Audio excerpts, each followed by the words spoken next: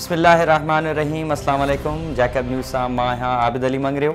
पेश आहिनि हिन वक़्त जूं हेडलाइंस। जैकबाबाद जी मुख़्तलिफ़ सरकारी मिल्कियतनि ते कब्ज़नि बाबति सुप्रीम कोर्ट में मलिहा मलिक जी दरख़्वास्त ते ॿुधणी।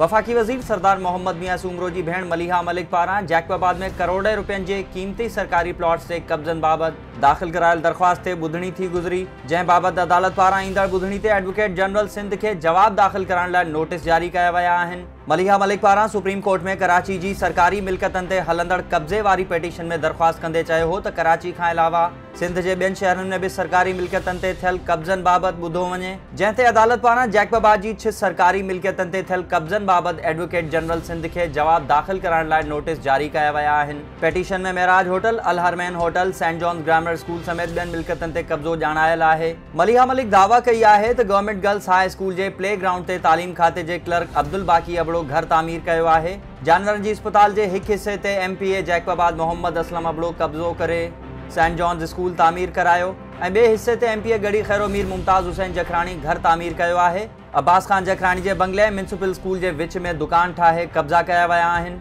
रियाज़ जखराणी PPHI जी ज़मीन ते कब्ज़ो करे घर ठाहे छॾियो आहे।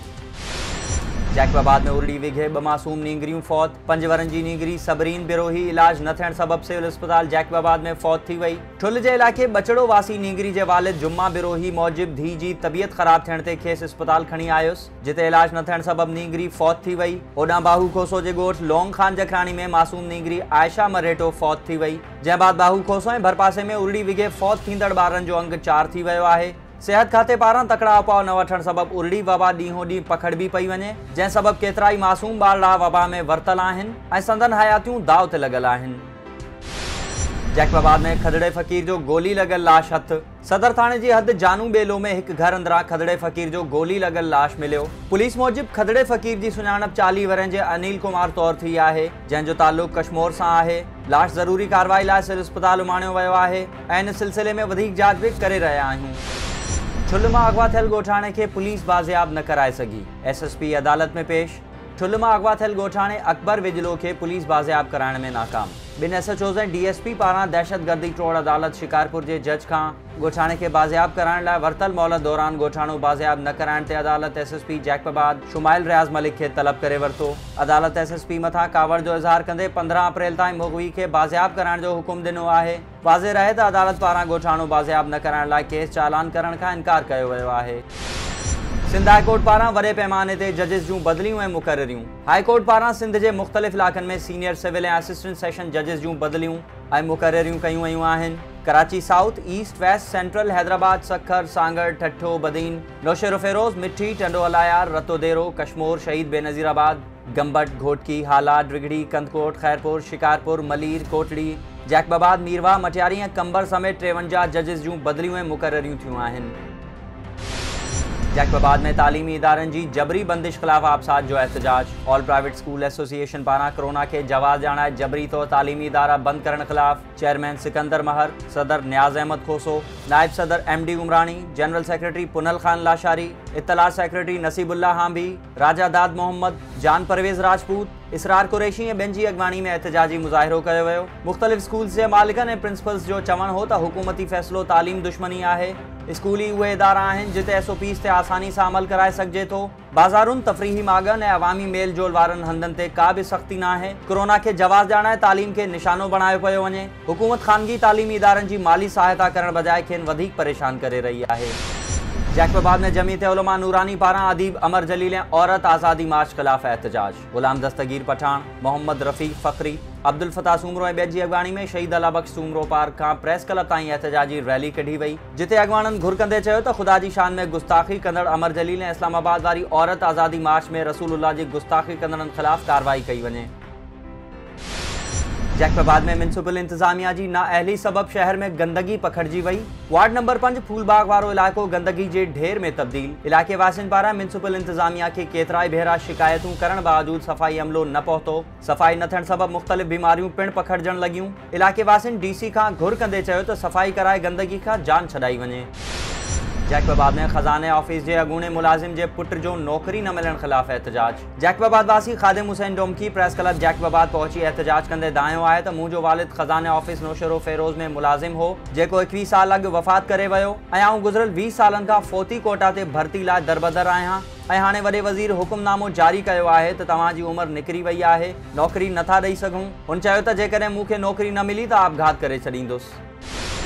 जैकबाबाद में सरदार मंजूर खान पांवर जी भेण फुप्पी जे जुमाने जी दुआ थी गुज़री, जंहिंमें पांवर बिरादरी समेत मुख़्तलिफ़ बिरादरियुनि जे चङे मुड़सनि इलाइक़े जे मुअज़्ज़िज़ीन तोड़े आम माण्हुनि वॾे अंग में शिरकत कई। ओॾां सरदार मंजूर खान पांवर जी भेण जे लाॾाणे ते मुख़्तलिफ़ धुरियुनि पारां साणस ताज़ियत जो सिलसिलो पिणु जारी आहे। दाऊ जहानपुर में चोर ॻोठाणनि हथां सोघो, मारकुट बाद पुलिस हवाले। ताजो देरो थाणे जी हद दाऊ जहानपुर मां चोर हिक घर मां चोरी करे रहियो हो त ॻोठाणनि खे सोघो करे वरितो, जंहिंजी सुञाणप अलीम खोसो तौर थी आहे। ॻोठाणनि चोर खे कुटको चाढ़ण बाद पुलिस हवाले करे छॾियो। सखर एहतसाब अदालत पारां ॿेले खाते सांगड़ जे 26 जाबदारनि मथां फर्द जुर्म लागू। ॿेले खाते सांगड़ में 8 करोड़ 77 लख रुपयनि जी करप्शन वारे रेफरेंस जी ॿुधणी दौरान एहतसाब अदालत जे जज फरीद अनवर काज़ी ॿेले खाते जे ऑफिसर्स गुल मोहम्मद जोणे जो, जुल्फिकार मेमन, रज़ा मोहम्मद शाह, गुलाम मुस्तफ़ा, दीन मोहम्मद ऐं हसन महर समेत 26 ॼणनि मथां फर्द जुर्म लागू करे छॾियो आहे। जाबदारनि अदालत में ॾोह क़बूल करण खां इनकार करे छॾियो, जंहिं बाद अदालत 5 मई ताईं ॿुधणी मुलतवी करे छॾी आहे। खैरपुर भरसा मुबैना तौर नौजवान न्याणी खंभे लॼा लुट जो शिकार। ॻोठ जाम मोहम्मद शेख में 14 वरनि जी न्याणी बेनज़ीर शेख मौजिब कामरान नारे जो 5 हथियारबंद साण करे खंभे हिक ओताक में लॼा लुट जो निशानो बणायो ऐं इतला ते वालदेन पहुता त हथियारबंद पारां उन्हनि ते तशद्दुद कयो वियो। रपड़ी पुलिस कार्रवाई करण बजाए असांखे वापसि मोटाए छॾियो आहे। मसू बुरगड़ी में 15 वरनि जो नींगर मुबैना बदफैली जो शिकार। मुबैना तौर बदफैली जे शिकार नींगर सज्जाद ख़ास खैली जे वारिसनि वाक़े जी रिपोर्ट छलगरी थाणे ते दाख़िल कराए छॾी आहे, पर को बि जवाबदार गिरफ़्तार न थी सघियो आहे, जॾहिं त नींगर खे सिविल अस्पताल हैदराबाद में दाख़िल कयो वियो आहे। हैदराबाद इसरा यूनिवर्सिटी अस्पताल इंतजामिया ऐं मुलाज़िमनि में छिकताण तेज़, पघारूं बंद, मुलाज़िमनि जो एहतजाज, केस दाख़िल। इसरा यूनिवर्सिटी में इंतजामी मामरनि तां काज़ी ग्रुप ऐं वीसी डॉक्टर नज़ीर अशरफ लगारी में छिकताण जारी आहे। हिक ॿिए ते मुलाज़िमनि जूं पघारूं जारी न करण जा इल्ज़ाम। एहतजाज कंदड़ 50 मुलाज़िमनि ख़िलाफ़ रोड ब्लॉक करे हुल हंगामो ऐं गारगंद करण जो केस दाख़िल कयो वियो आहे। बडाणी में खुराक खाते जो ख़रीदारी मर्कज़ न खुली सघियो, आबादगार सख़्त परेशान। बडाणी ऐं भरपासे में कणक जो फसल लहण बावजूद खुराक खाते जा ख़रीदारी मर्कज़ न खुली सघिया आहिनि, जंहिं सबबि आबादगार सस्ते अघ में कणक विकिरो करण ते मजबूर आहिनि। आबादगारनि जो चवणु हो त अञा ताईं बारदाणो बि न मिलियो आहे। सरकार पारां कणक जो 2000 रुपया अघु मुक़ररु थियल आहे। ख़रीदारी मर्कज़ न हुअण सबबि 1700 में फ़ी मण विकिरो करण ते मजबूर आहियूं। काज़ी अहमद प्रेस क्लब आॾो ॻोठाणनि जो तपेदार ख़िलाफ़ एहतजाज। ॻोठ प्यारो चांडियो वासी पीरबख्श चांडियो, दिलदार चांडियो ऐं गुलबहार चांडियो एहतजाज कंदे चयो त तपेदार अली मदद रिंद टी खां 40 लख रुपया रिश्वत वठी असांजी 4 एकड़ ज़मीन इलाइक़े जे बासर ऐं ॾोहारी आचर चांडियो जे नाले ते दाख़िल करे छॾी आहे। उन्हनि चयो त 1995 खां 2018 ताईं ज़मीन बैंक में गिरवी हुई। तपेदार ज़मीन जे मामले तां खूनी झेड़ो कराइणु चाहे थो, नोटिस वठी ज़मीन वापसि असांजे नाले ते कई वञे। खैरपुर नाथनशाह में सफ़ाई न थियण ख़िलाफ़ शहरियुनि जो एहतजाज। म्यूनिसिपल ऑफिस अॻियां धरणो। सफ़ाई जे नाक़िस इंतज़ाम ख़िलाफ़ शहरियुनि पारां एहतजाजी मुज़ाहिरो करे म्यूनिसिपल ऑफिस आॾो धरणो हयो वियो। धरणे में शहर जी सियासी समाजी ऐं मज़हबी तंज़ीम जे अॻवाननि समेत वकीलनि, वापारियुनि तोड़े आम शहरियुनि फयाज़ जाफ़री, सैयद हसन अली शाह, सैयद मिसरी शाह, असद निज़ाम चांडियो, जिबरान चांडियो ऐं ॿियनि शिरकत कई। अॻवाननि ख़िताब कंदे चयो त शहर गंदगी जे वर चढ़ी वियो आहे, पर इंतज़ामिया पारां के बि क़दम न पिया खयां वञनि। सफ़ाई न कराई वई त शटर बंदि हड़ताल जो सॾु ॾींदासीं।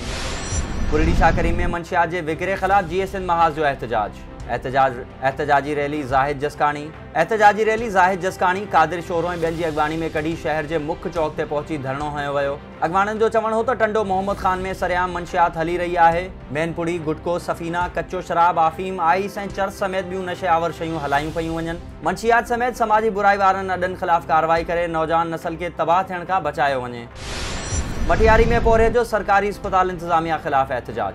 बाकेल पोटा पाड़े जे रवासी पोरत इसरार अहमद लाड़ाई मटियारी मीडिया हाउस पहुची दाहींदे चयो त मूंखे दमे, अल्सर, बेचैनी ऐं मथे जे सूर जी तकलीफ़ आहे। गुज़िरियल ॾींहुं अस्पताल वियुसि, जिते डॉक्टर हाजी मोहम्मद मेमण बग़ैर तपासण जे दवाऊं लिखी ॾिनियूं, जेके खाइण खां पोइ तबियत ख़राब थी वई। ॿीहर अस्पताल आयुसि त मूंखे तपासण बजाए मूं ते ठठोलियूं करे अस्पताल मां कढी छॾियो आहे। हुन घुर कई त डॉक्टर समेत MS ख़िलाफ़ कार्रवाई करे इंसाफ़ कयो वञे। बिरिया रोड में नौजवान के खंभण खिलाफ माउ ऐं भेण जो एहतजाज। फतेहपुर पाड़े की रवासण बेवा ज़रीना चन्ना पंहिंजी धी नसरीन चन्ना से गॾिजी एहतजाज कंदे चयो त पुलिस वासरनि जे चवण ते पुट अल्लाह बख्श के खणी गुम करे छॾियो आहे। थाने ते वयसि त पुलिस मोटाए छॾियो आहे। ग़रीब पोरियत आहियूं, ख़तरो आहे त नौजवान ते कूड़ो केस दाख़िल कयो वेंदो। घर में उहो ई कमाइण वारो हो जंहिंखे बि पुलिस खंभे गुम करे छॾियो आहे। असांजी मदद कई वञे। मटियारी में ज़िले इंतजामिया पारां रमज़ान शरीफ में मुनाफ़ाखोरनि खिलाफ़ कार्रवाई करण जो फ़ैसिलो। डेप्यूटी कमिश्नर सैयद मुर्तज़ा अली शाह पारां गॾिजाणी में तालके जे टिनी एसीज़ खे सख़्ती सां हिदायतूं ॾिनियूं वयूं त रमज़ान उल मुबारक में हथरादू महांगाई कंदड़ मुनाफ़ाखोरनि खिलाफ़ सख़्त कार्रवाई कई वञे। डीसी जो चवणु हो त मार्केट कमेटी खे फ़ाल करे खाधे पीते जी शयुनि जी रोज़ाना जी बुनियाद ते लिस्ट जारी कई वञे ऐं उन ते सख़्ती सां अमल करायो वञे।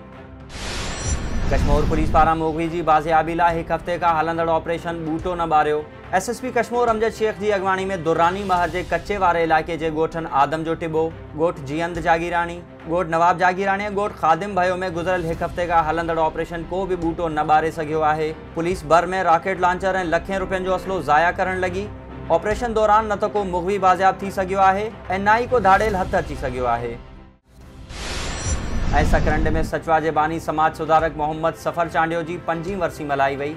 सिंध चांडिया वेलफेयर एसोसिएशन के बानी मोहम्मद सफ़र चांडियो की 5वीं वरसी संदस अबाणे इलाके दरगाह पीर ज़ाकरी वेझो मल्हाई वई। वरसी तकरीब में सचवा ज़िला शहीद बेनज़ीराबाद पारां मरहूम मोहम्मद सफ़र चांडियो की आख़िरी आरामगाह ते पहुंची ज़िले अगवाणनि शौकत अली चांडियो, हाजी अली नवाज़ चांडियो, तालिब हुसैन चांडियो, अब्दुल जब्बार चांडियो, सोहेल चांडियो ऐं ॿियनि मज़ार ते हाज़िरी भरे गुलनि जी चादर चाढ़े दुआ घुरी। हिन वक्त हेडलाइंस वधीक ख़बरुनि ऐं अपडेट्स लाइ विज़िट कयो असांजी वेबसाइट www.jacobnews.com ऐं फेसबुक ते फॉलो कयो। ॾिसंदा रहो जैकब न्यूज़, ख़बर खां हक़ीक़त ताईं।